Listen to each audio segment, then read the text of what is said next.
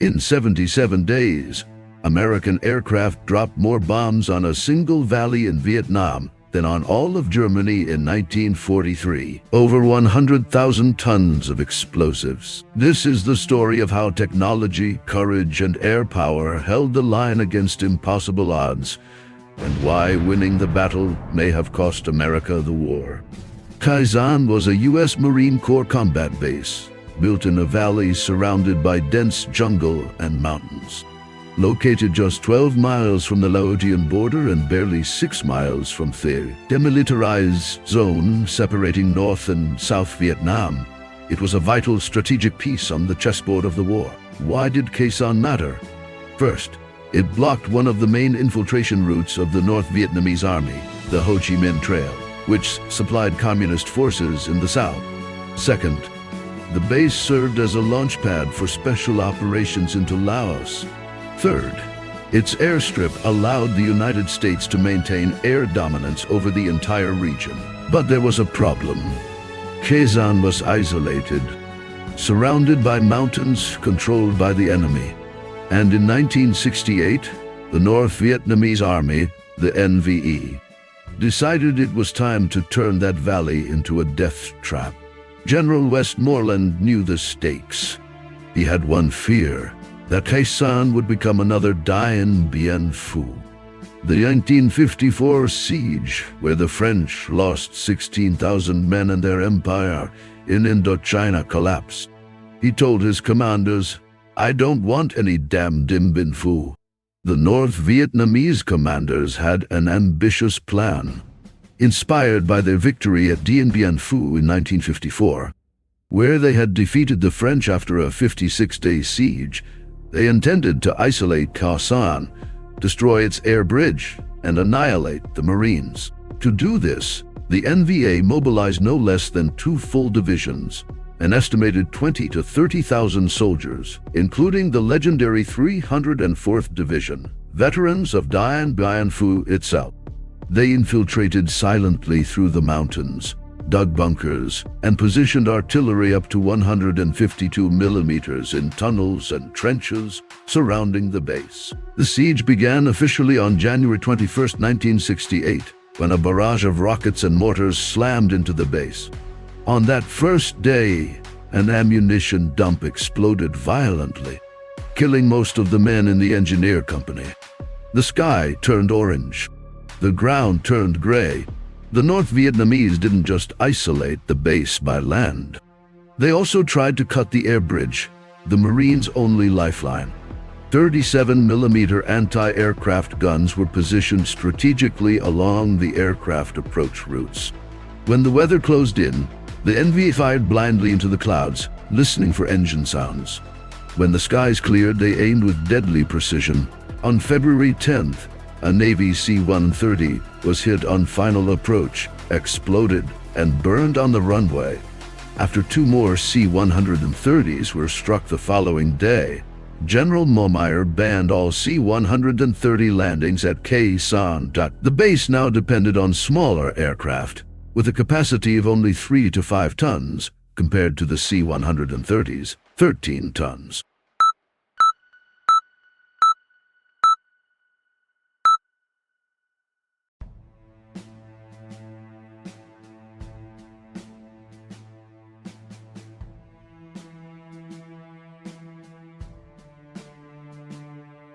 But the Marines had something the North Vietnamese couldn't see. Hidden in the jungle around Khe Sanh were tiny sensors, acoustic and seismic, dropped from aircraft. They listened to footsteps. They felt the rumble of trucks. When enemy troops moved at night, the sensors whispered coordinates to waiting artillery. It was called the electronic battlefield. And for the first time in history, an enemy attack was stopped before it ever reached American lines. Detected not by eyes, but by machines. The North Vietnamese never knew how the Americans always seemed to know where they were. And when the sensors spoke, the B-52s answered. Under the code name Arc Light, they rained destruction from 30,000 feet, sometimes guided by a 21-year-old corporal with a radio and a foxhole. On Hill 881 South, Corporal Robert Arata earned a nickname, the most powerful corporal in the Marine Corps. His officer was wounded on day one. So Arata, a 21-year-old from Ohio, took over the radio and never gave it back. He ate cold sea rations, and when the siege ended, he had coordinated more firepower than some entire divisions in World War II.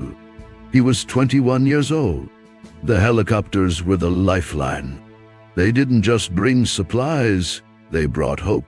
But the price was steep. 33 helicopters were shot down or permanently disabled during the siege. Even so, the daily average of 150 tons of supplies, 72% of that cargo came from the Air Force, using methods like lapes, parachuting pallets directly onto the runway. It was dangerous. It was improvisation under fire, and it kept 6,000 Marines alive. The numbers are staggering. The B-52s were responsible for 60.3% of all bomb tonnage dropped on Khe Sanh. For every B-52 flying over the base, 10 tactical aircraft were also in the air. In total, more than 22,000 close air support sorties. Operation Niagara, named for the force of a waterfall, became the largest tactical air support effort in military history. Artillery fired day and night. Fighter bombers dove through clouds. And the B-52s, invisible from the ground, turned grid squares into moonscapes. Secretary of the Navy James Forrestal wrote, "The protection this ingenious device has given the surface ships of our fleet. Our westward push could not have been so swift." At Khe Sanh, that protection came from the sky. By March 31st, the North Vietnamese had lost interest in the siege.